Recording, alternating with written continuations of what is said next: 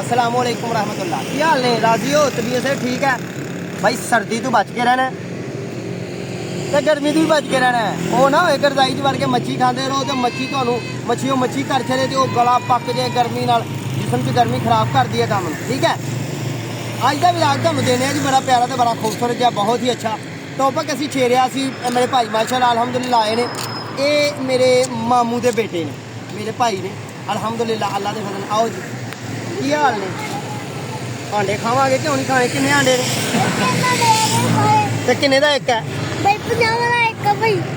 मत बजी तेरी 50 दा एक हो करी जाने। ओए उधर मुंह कर, ब्लैकमेल ते नहीं किते करदा सानू। किन्ने दा एक है? और सस्ते घर सस्ते नहीं होंगे हैं? लो जी, इस तरह का तुहानू को बच्चा मिल जाए ना तो तुसीं भी इहदे नाल प्यार करना है तो बच्चे उन्हें लुट्टण दे चक्कर तुरे फिरदे ने। सारी दुनिया 40 दा आंडा देंदी है ते आंदा 50 रुपये दा भाई हसी जांदा चदाई पिया। ओ सस्ता घर की होई है? मस्त बच गई है तेरी ट्रे। अहीं जिदन खाने हन उदन ही महंगी होनी।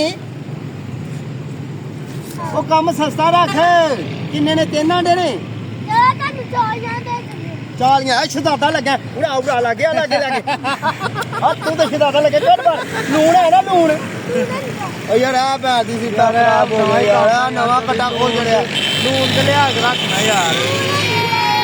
लो जी, लून कित्थों लिया के रखना है? जेह्ड़ा मेन टॉपिक सी साडा ਇਹ ਸੀ कि भाई गल ਇਹ है कि दुनियादारी मरियां दे भी जनाजे पढ़दे ने ना।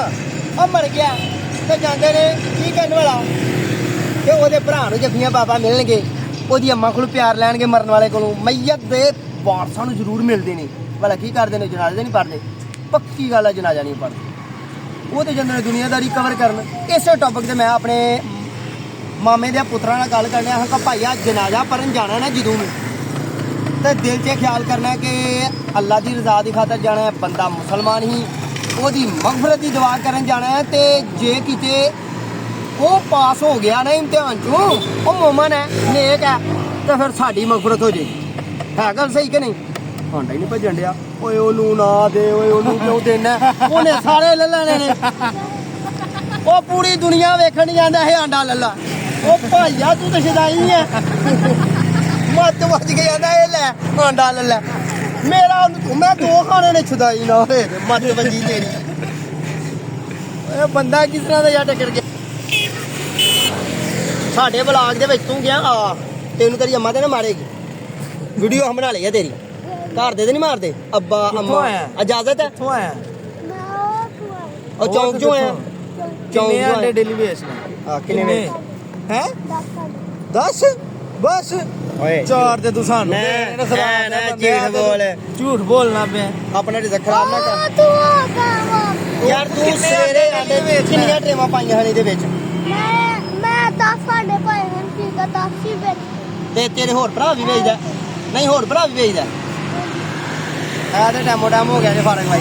ਉਹ ਪੈਸੇ ਸ਼ਹਜ਼ਾਦਾ ਲੱਗੇ। ਮੈਂ ਤੇ ਇੱਕ ਗੱਲ ਹੋਰ ਆਣਾ, ਨਵਾਂ ਸਾਲ ਜਦੋਂ ਚੜੇਗਾ ਨਾ ਉਦੋਂ ਮੈਨੂੰ ਨਾ ਤੂੰ ਆਂਡਿਆਂ ਦੇ ਵੀ ਉਦੋਂ ਪੈਸੇ ਲਾਈ ਦੇ। ਆ ਕਰਜ਼ਾ ਜੇ ਤੇਰਾ, ਕਿਉਂਕਿ ਮੇਰੇ ਤੇ ਦਿਹਾੜੀ ਨਹੀਂ ਅੱਜ ਲੱਗੀ। ਨਵੇਂ ਸਾਲ ਦੇ ਲਈ ਕੀ ਹੋ ਗਿਆ? ਲੋ ਜੀ, ਸਾਡਾ ਫਣੀ ਗਿਆ ਹੱਸਦਿਆਂ ਖੇਡਦਿਆਂ ਦਾ ਵਲਾਗ ਹੈ ਤੇ ਗੱਲ ਜਿੱਥੋਂ ਆਪਾਂ ਬੰਦ ਕੀਤੀ ਸੀ ਉੱਥੇ ਹੀ ਕਰਨੇ ਆ ਕਿ ਯਾਰ ਮੈਂ ਐਡਾ ਮੂਮਨ ਨਹੀਂ, ਪਰ ਮੈਂ ਸਿੱਖਿਆ ਕਿ ਜੇ ਕਿਸੇ ਦਾ ਵੀ ਜਨਾਜ਼ਾ ਪੜ੍ਹਨ ਜਾਣਾ ਨਾ, ਅੱਲਾ ਵਾਸਤੇ ਪੜ੍ਹਨ ਜਾਣਾ, ਇਹ ਨਹੀਂ ਕਹਿਣਾ ਕਿ ਮੇਰੀ ਫੁੱਫੀ ਦਾ ਮੁੰਡਾ ਸੀ ਨਾ ਗਿਆ ਨਾ ਤੇ ਫੁੱਫੀ ਰੋਸ ਪੈਣੀ ਹੈ।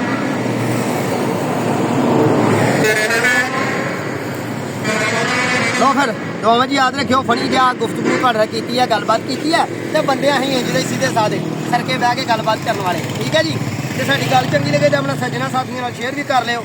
ਤੇ ਹੁੰਦਾ ਉਹ ਸਾਨੂੰ ਛੁੱਟੀ ਆਂਡਾ ਲਿਆ ਛਿੱਲ ਤੇ ਲੂਣ ਨੇ ਦਿੱਤਾ ਕੋਈ ਨਹੀਂ, ਤੇ ਇਹਨੂੰ ਲੈਣਾ ਖਾ ਤੇ ਜੇ ਤੁਹਾਂ ਖਾਣਾ ਤੇ ਆ ਜਾਓ ਫਿਰ ਵੱਢ ਲਓ ਦੰਦੀ। ਬਿਸਮਿल्लाहिर्रहमानिर्रहीम। ਅੱਲਾ ਨਹੀਂ ਕੇ ਬਾਤ ਪੈਸੇ ਦਈਏ ਫਿਰ ਇਹਨੂੰ।